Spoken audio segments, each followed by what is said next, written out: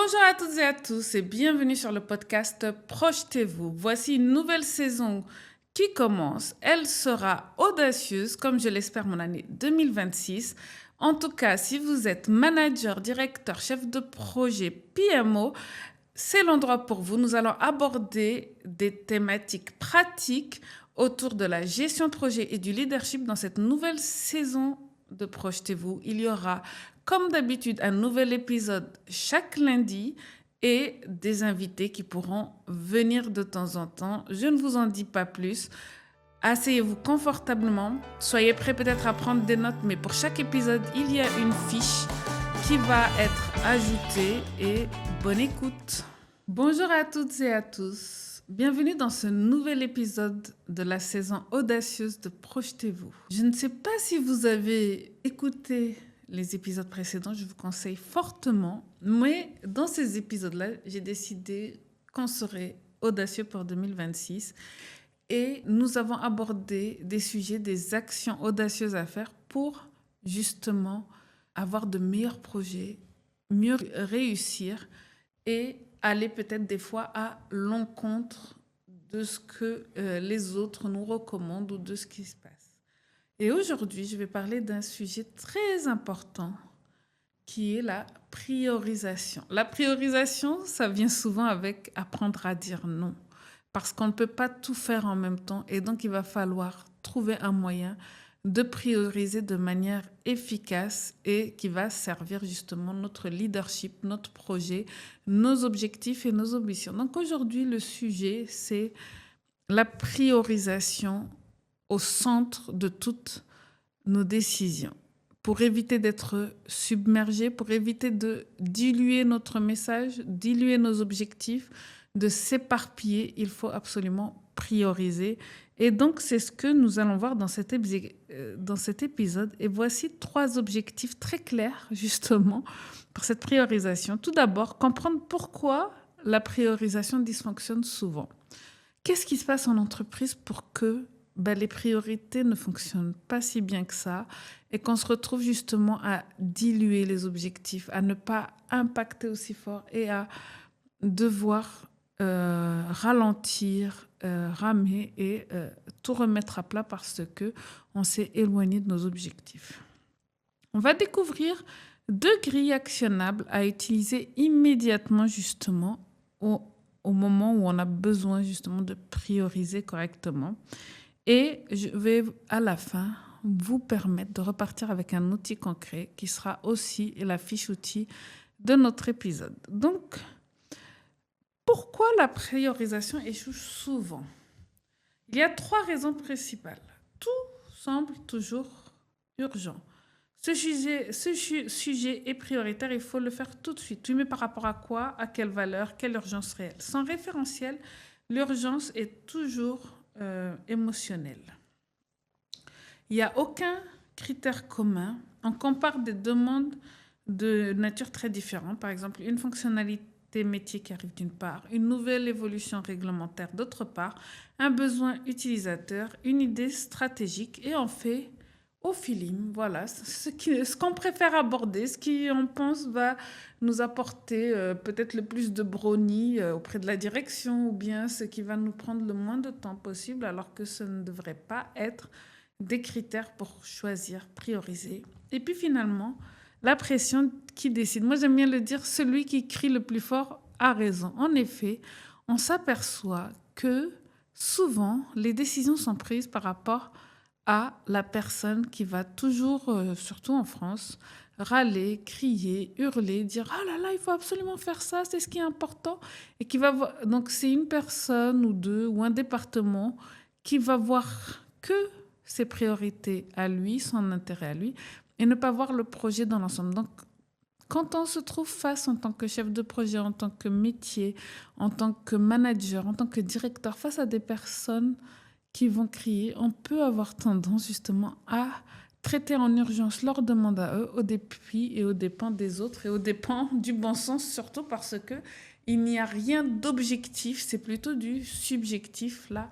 J'en parle d'ailleurs avec un de mes invités, je vous remettrai l'épisode en lien Stuart Heston qui parle de priorisation, du rôle du PMO dans cette priorisation. En effet, quand on a beaucoup de projets, quand il y a beaucoup de projets, il faut des fois faire des choix pour allouer des ressources sur un projet par rapport à un autre.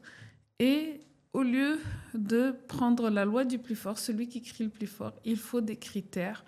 Et ces critères souvent sont apportés par les objectifs de l'entreprise, les objectifs stratégiques. Donc, il faudrait prioriser, par exemple, le projet qui va apporter le plus de valeur à la stratégie de l'entreprise et allouer en priorité les, euh, les ressources, en priorité peut-être le budget à ce projet-là plutôt qu'à un autre. Et puis peut-être, si il y a un arbitrage pour arrêter un projet ou choisir un projet, les choisir de manière objective. Donc, je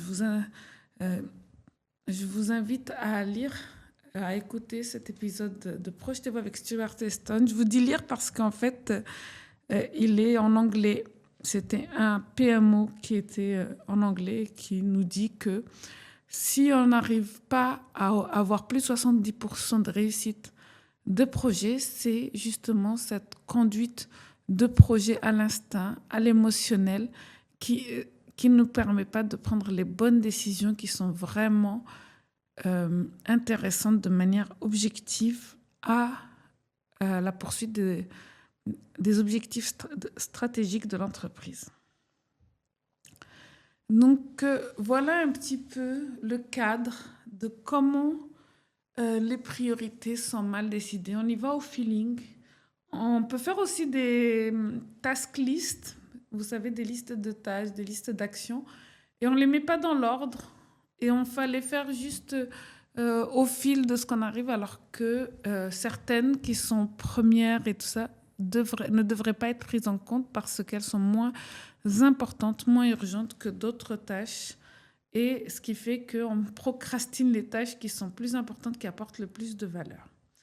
Et ça, par exemple, dans des backlogs, c'est très important de bien savoir prioriser et comment prioriser pour avoir tout en haut de la liste les actions à mener qui vont apporter le plus de valeur, qui seront donc les plus urgentes.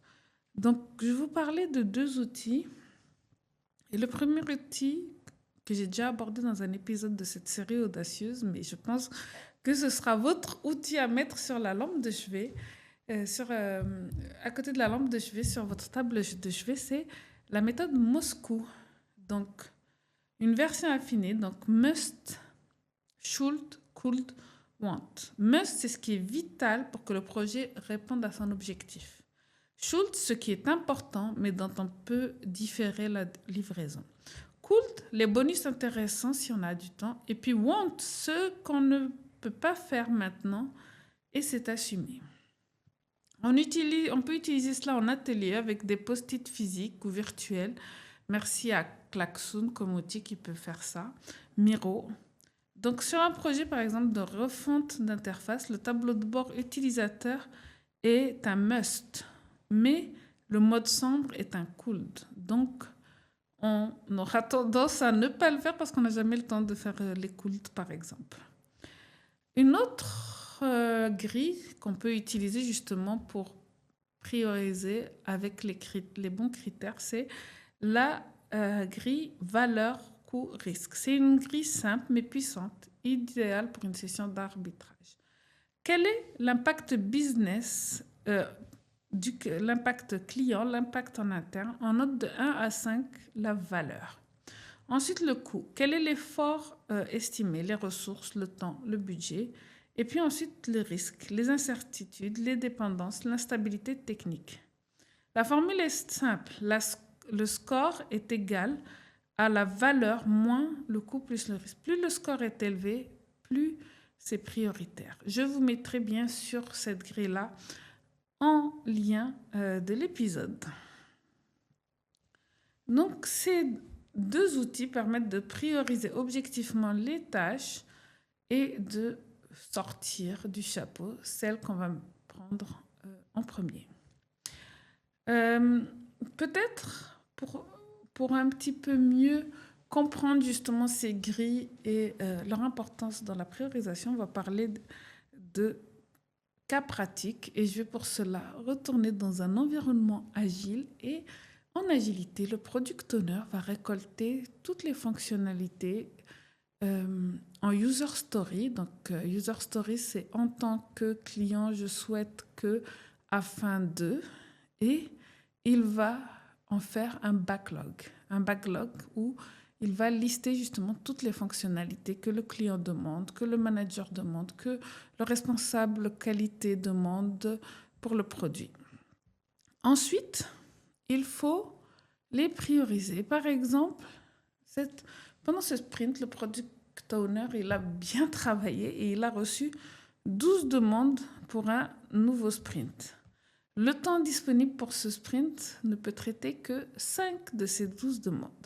Chacune des 12 demandes est notée, par exemple, sur la grille valeur coût risque. On calcule le risque pour chaque demande. Les 5 meilleurs sont sélectionnés. Une discussion rapide, valide ou ajuste ces 5 demandes et puis les autres peuvent être mises à la suite dans le product backlog ou bien certaines peuvent être abandonnées parce qu'elles sont trop risquées, trop coûteuses. Le résultat, c'est qu'une décision est fondée sur des données partagées. Moins de tension en réunion, un historique. Donc vraiment, n'hésitez pas à utiliser 2 de ces grilles. Bien sûr, il existe d'autres méthodes de priorisation, mais celles-ci sont assez intéressantes. Moi, j'aime bien les priorisations avec les dots. J'aime beaucoup, plutôt que Moscou, j'aime bien.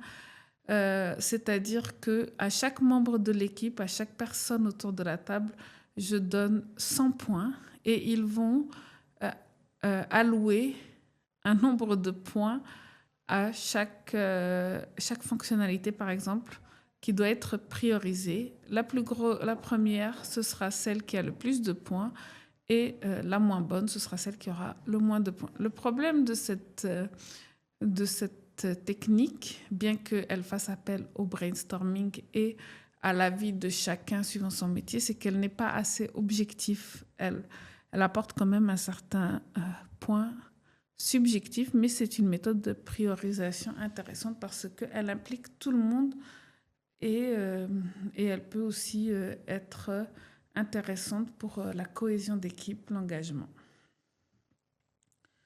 Donc, choisissez une de ces méthodes de priorisation, appliquez-la avec une personne, une équipe, observez, est-ce plus clair, plus fluide, plus aligné.